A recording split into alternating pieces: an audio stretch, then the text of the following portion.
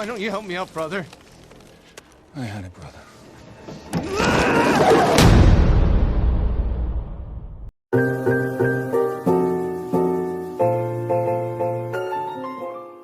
Yo Sobat Rebahan, berjumpa lagi di channel Teko Project.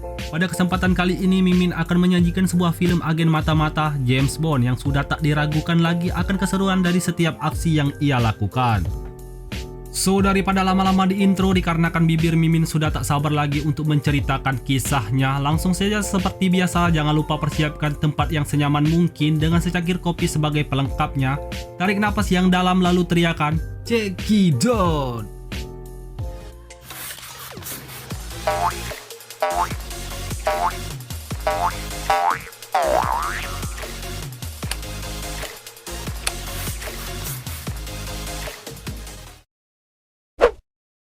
Di awal cerita, menampilkan seorang anak kecil bernama Madeleine Swan tinggal bersama ibunya yang pemabuk di dalam suatu hutan yang bersalju. Namun secara tiba-tiba ia pun dikagetkan oleh sesosok pria bertopeng yang berdiri di luar jendela dan mencoba masuk ke dalam sembari membawa senjata yang ada di tangannya. Is Mr. White home? No, he's gone. Pria tersebut bernama Lucifer Sapin yang hendak menuntut balas dendam kepada ayahnya karena diyakini telah membunuh seluruh anggota keluarga dan menyisakan dirinya seorang diri. Kendati mendapati ayah Madeleine sedang tidak berada di rumah, Sapin pun tak lekas mengurungkan aksinya. Ia pun memberodoli tembakan secara membabi buta ke arah ibu Madeleine yang tengah terbaring mabuk di atas sofa. Di waktu yang sama, Madeleine yang tengah bersembunyi di kolong ranjang tidurnya sembari menyimak langkah demi langkah kaki yang sedang menuju ke arahnya, mencoba untuk memberanikan diri menembak menggunakan pistol ke arah pria tersebut sebelum kejadian serupa yang menimpa ibunya terjadi kepada dirinya.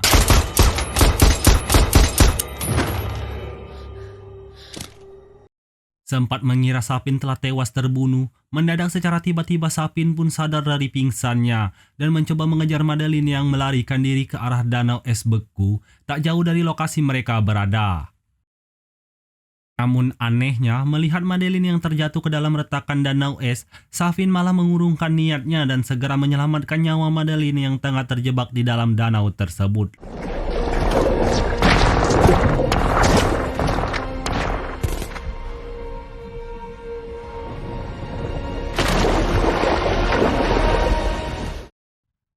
Tahun demi tahun berlalu, Madeleine yang kini telah tumbuh dewasa sedang menikmati masa liburannya bersama James Bond di suatu kota bernama Kota Matera, Italia, sembari mengikuti ritual membakar sebuah kertas sebagai simbol untuk melupakan kenangan masa lalu yang diselenggarakan di hotel tempat mereka menginap. Dikala selesai dengan aksi pelepasan hasrat birahi di antara mereka berdua, Madeleine pun meminta Bond untuk berziarah ke makam mantan kekasihnya, Vesperlin, dan lalu melakukan ritual serupa dengan dipandu oleh seorang pemuda tak dikenal yang merupakan warga setempat. I miss you.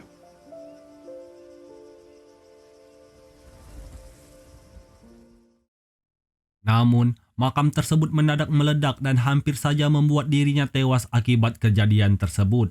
Ia pun lantas dengan segera menghubungi Madeleine yang sedang berada di hotel tempat mereka menginap untuk mengetahui keadaannya yang ada di sana. Namun, setelah beberapa kali mencoba menelpon, panggilan itu tak kunjung diangkat oleh Madeleine. Ia pun lantas dengan segera mencoba kembali ke hotel untuk memeriksa keadaan yang ada di sana.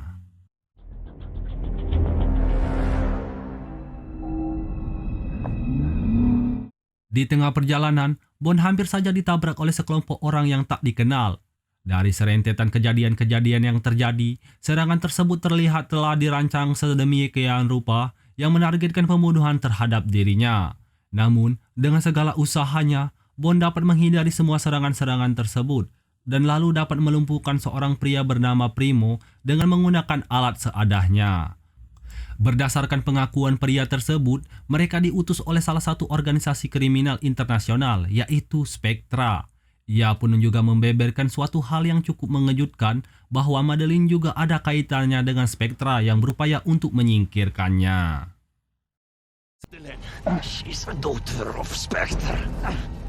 You know, she's a daughter of Spectre. Setibanya di hotel tempat mereka menginap, Bond yang terhasut oleh perkataan Primo mempertanyakan keterlibatan Madeline dalam usaha Spectra yang memburunya.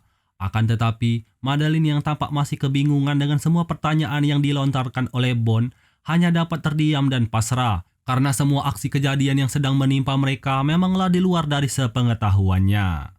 Merasa serangan susulan akan segera menghampiri mereka di tempat tersebut, Bond pun dengan segera membawa Madeline pergi dari sana.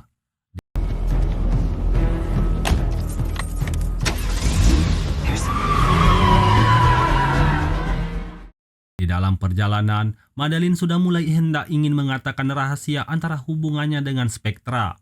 Namun, berhubung kondisi sedang tidak kondusif dan tidak bersahabat, Bond memilih untuk terus memacu kendaraannya dan menghindari anak buah Spectra yang masih terus berusaha mengejar mereka. Dengan kecanggihan dan segala persenjataan yang tertanam di dalam mobil khusus dinasnya, Bond masih tetap berusaha melakukan perlawanan walaupun di dalam usahanya tersebut, mereka menemui titik buntu yang mengakibatkan mereka harus berada di situasi terpojok di dalam suatu persimpangan dan diberedeli oleh sejumlah tembakan dari setiap penjuru arah.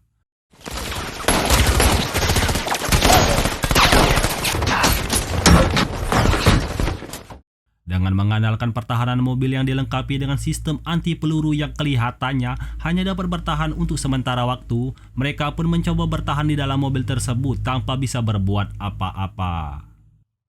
Madeline yang terlihat begitu panik dan was-was dengan serangan bertubi-tubi yang mengarah ke arah kendaraan mereka, meminta Bond yang entah apa yang menimpa dirinya, sedari tadi terlihat terdiam tanpa melakukan apapun untuk keluar dari situasi tersebut.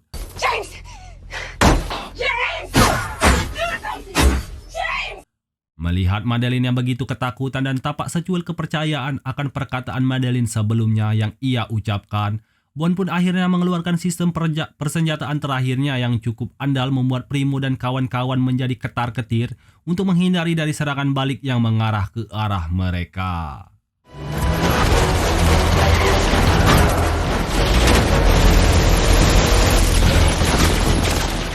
Singkat cerita, mereka pun akhirnya berhasil melarikan diri dan berakhir di sebuah stasiun kereta api.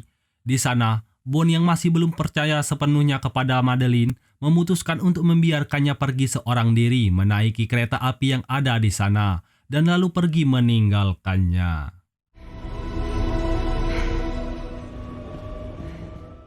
Cerita berlanjut setelah 5 tahun dari kejadian sebelumnya. Terlihat di sebuah gedung laboratorium penelitian yang merupakan salah satu aset milik markas MI6 yang menyimpan dan mengembangkan sebuah senjata biologis yang bernama Project Heracles. Terlihat dari aksi yang terjadi, lab tersebut sedang berusaha dibobol oleh sejumlah agen yang berasal dari organisasi Spectra yang bertujuan untuk mencurinya.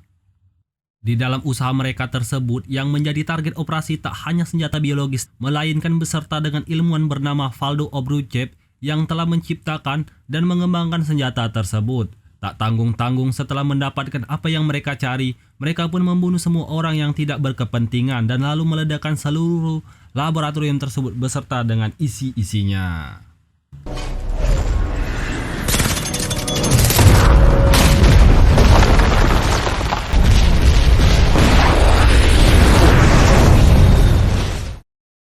Kembali ke Bond yang kini sedang menikmati ketenangannya pasca memilih untuk pensiun dari kegiatan sebagai agen W7 di sebuah kota kecil yang terdapat di Jamaika.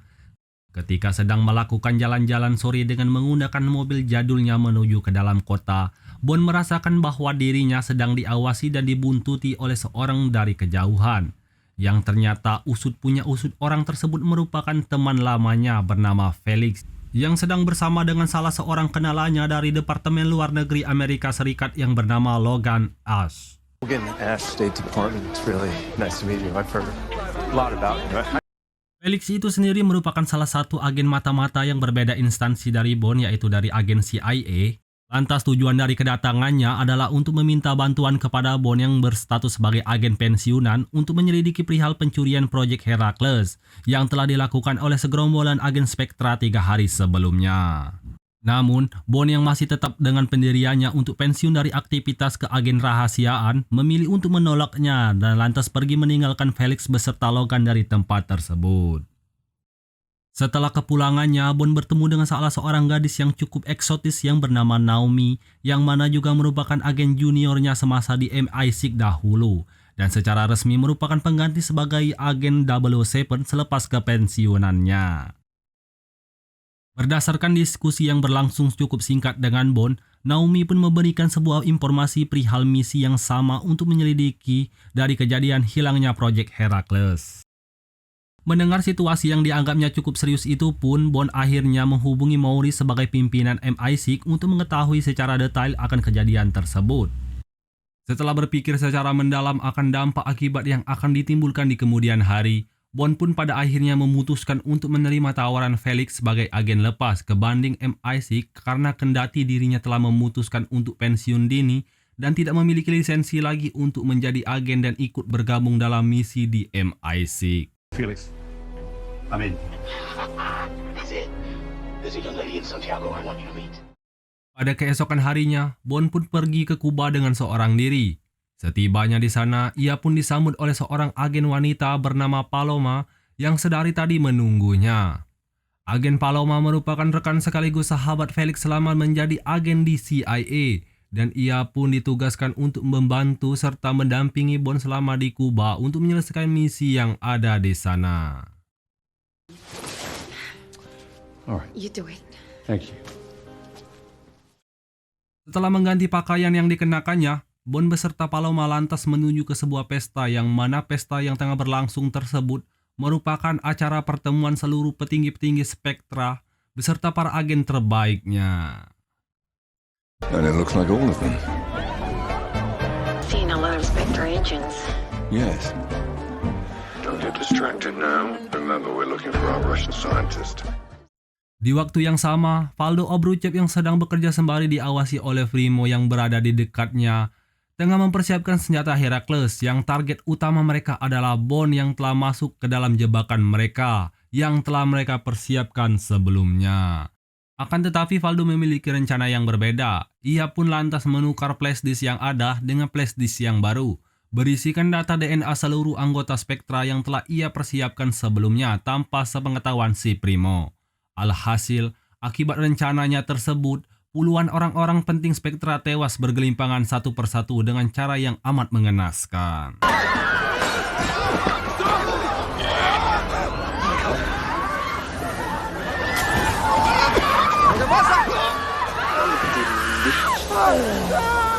Di tengah kondisi yang tengah panik di ruangan tersebut, Bond melihat Valdo yang sedang berdiri sembari menatap dengan senyuman kecilnya ke arah orang-orang yang telah sekarat akibat racun yang dibuatnya.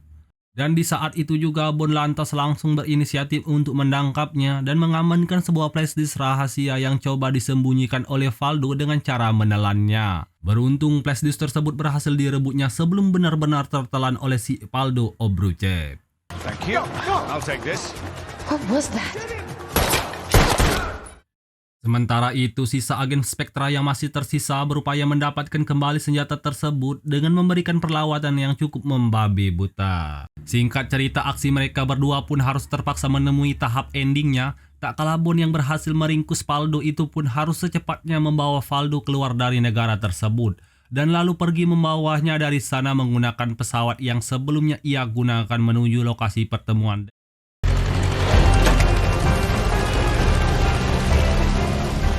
Where are you taking me? Somewhere safe.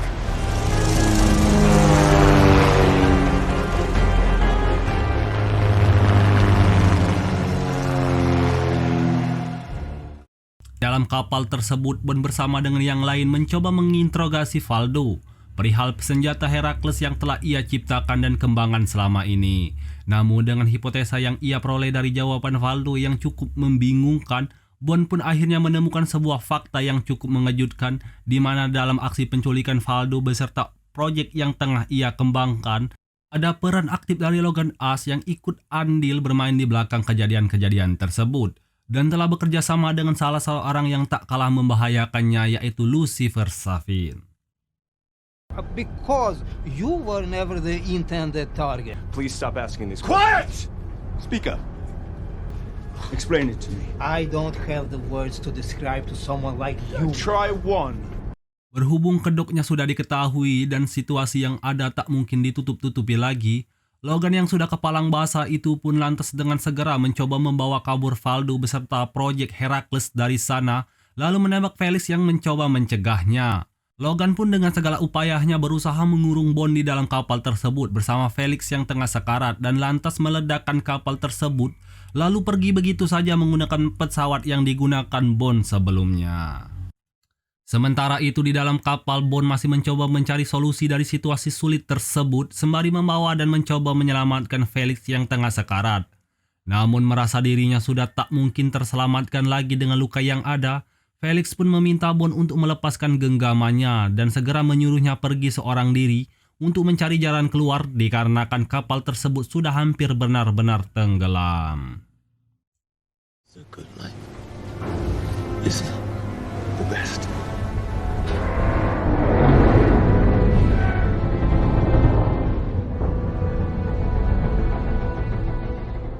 Setelah berhasil selamat dari kejadian tersebut, Bond lantas dengan segera menuju ke markas MI6 untuk menemui Moiris yang ada di sana. Serta memintanya untuk memberikan akses kepada dirinya agar dapat bertemu dengan seorang yang bernama Blofeld. Namun berhubung Bond telah bukan bagian dari MI6 lagi, maka permintaannya tersebut tidak dapat direalisasikan, sehingga membuat Bond harus pergi tanpa mendapatkan sesuatu yang ia butuhkan. Tak hanya menerima begitu saja, Bond pun lantas meminta bantuan kepada agen MI6 yang lainnya yang bernama Manny Penny dan menghampiri kediaman Q tanpa sepengetahuan Maurice untuk meretas dan meneliti data yang terdapat di dalam flashdisk yang sebelumnya ia dapatkan dari tangan Valdo. It's a database. I was asked to recover what I could from Obrachev's hard drive. What's the data? It's DNA. Multiple individuals. Mengetahui hal tersebut, Q mencoba menelisik lebih dalam lagi, akan tetapi dengan keterbatasan akses yang dapat dijangkaunya, Q pun meminta Bond untuk mencari tahu dari Blofeld itu sendiri secara langsung, karena Blofeld merupakan orang yang telah merangkai dan merencanakan hal tersebut. Well, there's only one person he'll speak to. Who? Em says no one has access. Sementara itu di tempat lain, Madeline yang tengah melakukan kegiatan pekerjaannya sedang menuju ke sebuah rumah sakit yang ternyata pasien yang tengah ia tangani merupakan Lucifer Sapin atau seorang yang dahulu telah membunuh ibunya sekaligus menyelamatkannya di masa lalu. It's a shock to see them so many years later. Sapin sendiri yang entah tahu dari mana meyakini bahwa Madeline dapat membantunya untuk menghabisi Blofeld yang tengah ditahan oleh MI6. Dengan menggunakan Heracles yang ia miliki, Sapin pun memaksa Madeline untuk mengikuti perintahnya tersebut. Jika tidak mau melihat orang-orang yang dicintainya ikut merasakan dampak yang mengerikan dari Heracles itu sendiri. There is nothing you can threaten me with. I've already lost everyone I've ever loved. Beralih ke Q yang sedang melaporkan perihal yang ia temukan, Maurice akhirnya menjelaskan bahwa proyek Heracles itu sendiri sebelumnya dikembangkan hanya untuk menargetkan kepada individu tertentu saja pada suatu misi khusus. Namun setelah ulah Valdo memodifikasi proyek tersebut, Heracles kini menjadi momok yang menakutkan sehingga berpotensi dapat mengancam keselamatan seluruh umat manusia. Karena dampak yang diberikan dari Heracles itu sendiri dapat menyebabkan kematian kepada seseorang yang memiliki DNA serupa jika bersentuhan secara langsung dengan orang yang telah terinfeksi. Melihat dampak yang diberikan amatlah mengerikan, Maurice pun akhirnya mengizinkan Bond untuk melanjutkan rencananya untuk menggali informasi dari Blofeld yang tengah dipenjara di Balmars, serta memanggil psikiater Blofeld untuk membantu mereka. I'll be outside when you're done with your important preparation.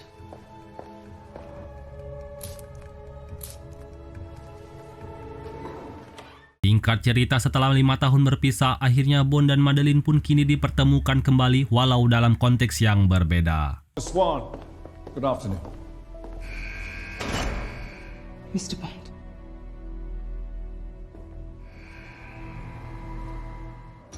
Kesan canggung tampak terpancar dari perilaku mereka berdua walau sesekali Bond mencoba terlihat tegar dan stay cool, padahal di dalam hatinya tengah berkecamuk untuk mengungkapkan isi perasaannya. Di lain pihak, Madeline yang berupaya untuk profesional menjalankan tugasnya berubah menjadi sedikit panik dan memilih untuk meninggalkan ruangan tersebut. tak kala melihat Blofeld yang secara perlahan keluar dari sel tahanan menuju ke arah ke ruangan mereka. Don't. What is it? Please. Don't make me do this. You don't know what this is. Setelah mencecari beberapa pertanyaan yang ia lontarkan kepada Blofeld yang tak satu pun mendapatkan jawaban, Bond pun akhirnya dengan emosi mencekik Blofeld sehingga membuat suasana menjadi sedikit tegang. Namun yang anehnya, Blofeld pun akhirnya tewas tanpa diketahui sesaat setelah Bond melepaskan cengkeramannya yang pada hakikatnya tidak bertujuan untuk membunuhnya. Setelah melakukan sedikit pengecekan, ternyata penyebab kematian dari Blofeld itu sendiri adalah akibat dari Heracles yang tanpa diketahui menempel di tangan Bond ketika ia sedang memegang tangan Madeleine secara langsung. Pada keesokan harinya, Bond yang memutuskan untuk menemui Madeleine secara langsung di kediamannya. Namun yang namanya juga manusia, Bond yang semula mencoba setegar mungkin untuk menggali informasi dari Madeleine, malah mencurahkan seluruh isi perasaan hatinya yang terpendam selama 5 tahun terakhir. And I do not regret a single moment of my life that led me to you. That I have loved you. I wanted everything with you. Di tengah ritual pelepasan rindu yang baru saja hendak berlangsung, Bond pun dikagetkan oleh bocah bermata biru yang diperkirakan berusia 4-5 tahun bernama Matt Healy. Dari bentuk fisik yang dimiliki dan kontak batin yang cukup kuat, Bond pun merasakan keyakinan yang cukup mendalam bahwa bocah tersebut merupakan anak dari hubungannya dengan Madeleine. Sementara itu, Madeleine pun membawa Bond untuk menunjukkan sebuah ruangan kerja ayahnya semasa hidup, sembari menjelaskan bahwa dahulunya ayahnya pernah bekerja untuk Blofeld dalam misi memusnahkan sebuah keluarga yang tak lain tak bukan keluarga Lucifer Safin, dan juga sebuah pulau rahasia yang bernama Taman Racun yang digunakannya sebagai tempat untuk meneliti suatu senjata yang tak kalah mematikannya. Mengetahui hal tersebut, Bond langsung menghubungi Q untuk segera melakukan pelacakan terhadap keberadaan Lucifer beserta titik lokasi pulau Taman Racun tersebut berada, serta meminta sebuah pesawat yang akan ia gunakan menuju ke tempat tersebut. And I'm going to need a plane to get there, a big one. I'll send you my location shortly. Namun di keesokan harinya setelah keberadaan lokasi pulau tersebut berhasil ditemukan yang ternyata lokasinya tak jauh dari rumah Madeleine berada, Bond pun memutuskan untuk segera membawa Madeleine beserta putrinya untuk pergi dari sana. Dan benar saja tak lama dari kepergian mereka, 2 mobil misterius yang terlihat sedang mengarah ke rumah Madeleine sontak langsung putar balik untuk membuntuti mobil mereka dari belakang. Tak hanya itu, seluruh pasukan bermotor dan juga 1 unit helikopter pun dikerahkan yang membuat situasi cukup merepotkan, sehingga memaksa mereka untuk memasuki sebuah hutan yang cukup lebat.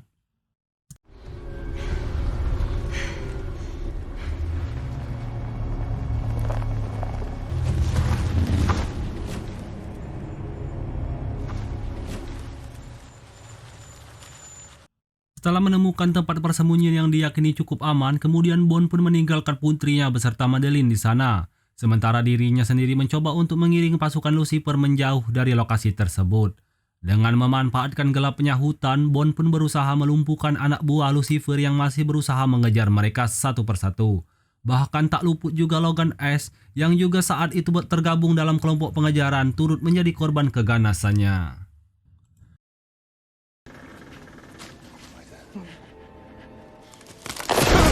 So why don't you help me out, brother? I had a brother.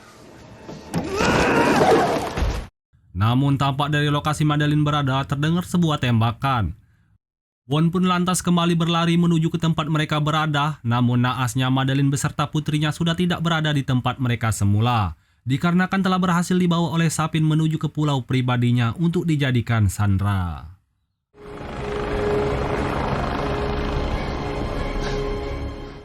Tak lama setelah kejadian tersebut, Naomi pun tiba di sana dan membawa Bond kembali menuju ke pesawat yang sebelumnya telah dipersiapkan sesuai dengan permintaannya.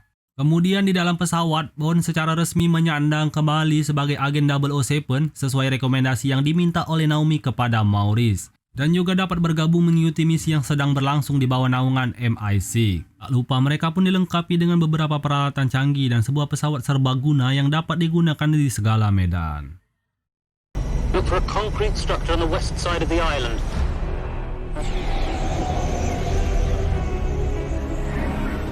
That's your best bet for getting in.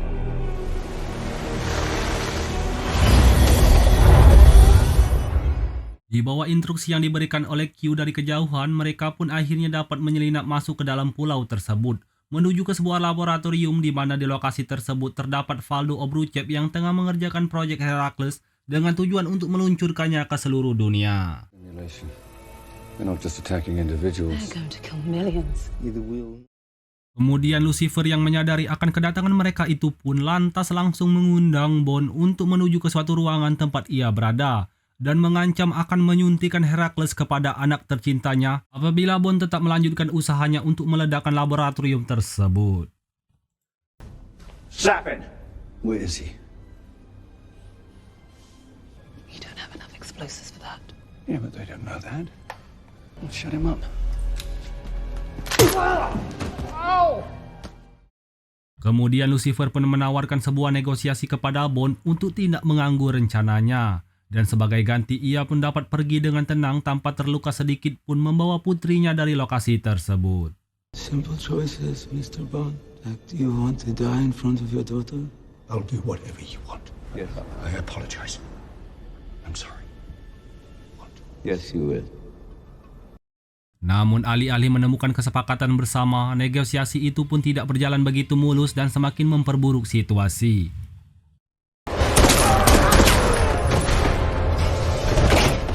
Di waktu yang sama, Naomi yang sudah mulai muak dengan celetukan Valdo itu pun akhirnya memutuskan untuk melemparkannya ke dalam suatu kolam yang berisikan cairan racun hasil karya Valdo itu sendiri.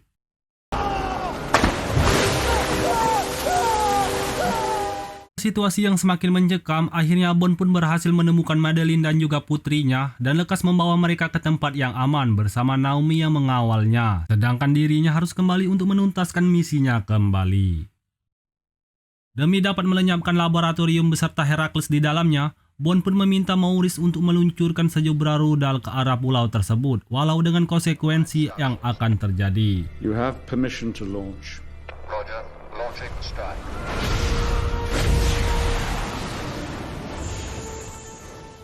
Ia pun lantas dengan sesegera mungkin menuju ke ruang kendali untuk memastikan pintu peluncuran laboratorium tersebut terbuka dan rudal yang akan ditembakkan akan mengenai sasaran dengan sempurna. First thing you need to do is to... I think.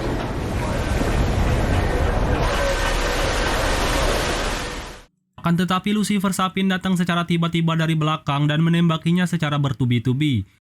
Namun dengan tekad yang bulat dan pengalaman dalam menangani situasi yang sulit, Bond pun akhirnya dapat melakukan serangan balik dan membuat Lucifer tak berdaya.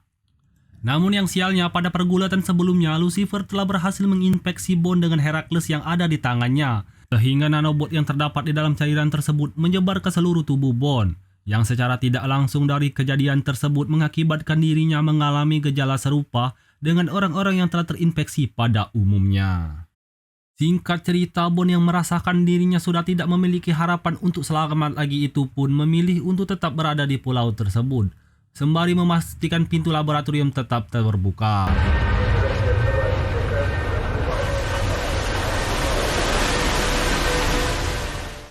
Tak lupa di saat-saat terakhirnya sebelum rudal menghujani tempat tersebut, ia pun menghubungi Madeline untuk sedikit mengucapkan salam perpisahan.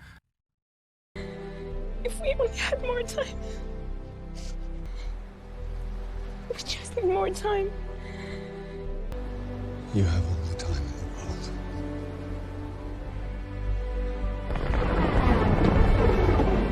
I love you. I know. I love you too.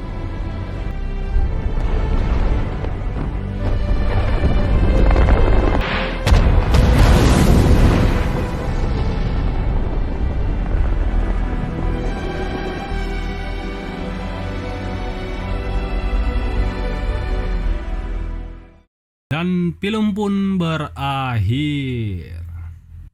So itulah sedikit rangkuman dari film yang Mimin sajikan kali ini. Semoga kalian dapat terhibur. Akhir kata jangan lupa untuk like dan subscribe-nya serta tombol lonceng agar tidak ketinggalan dari rangkuman film-film selanjutnya. Oke, see you for next video. Bye bye.